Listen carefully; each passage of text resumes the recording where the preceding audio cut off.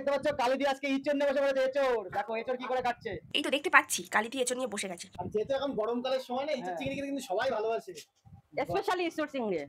দিদি এটা কি কালকের জন্য? এটা কালকের জন্য। এই টাটকা কেটে তো এখন তাড়াতাড়ি রান্না হচ্ছে। স্পেশাল খাবার বানাবো দোকানে। আমার যত কাস্টমার আছে, আমার বন্ধুরা আছে, আমার খেতে আসবে, তাদের জন্য একটু মানে মনটা আর লাগে না।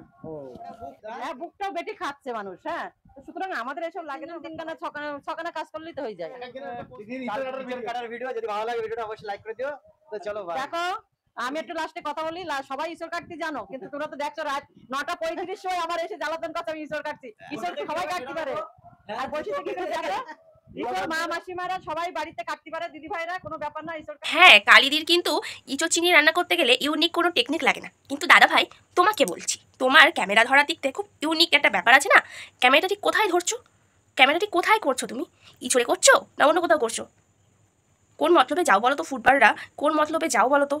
আমি তো বুঝে পারছি না। এই ভিডিওটা যেটা দেখলাম, মানে এই ভিডিওটার মধ্যে যেটুকুনি দেখলাম সেইটুকুনি বেশি হতে ইঁচড়ের থেকে তো অন্য কিছু দেখাচ্ছ তুমি।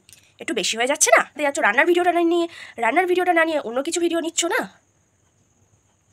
কোথা থেকে আসো? বাড়িতেও তো মা বোন আছে নাকি? ভিডিও করতে এসো তো রান্নার ভিডিও করো, অন্য কোনো ভিডিও কেন করছো? ভালো করে ভিডিও করো। যত সব আসবো।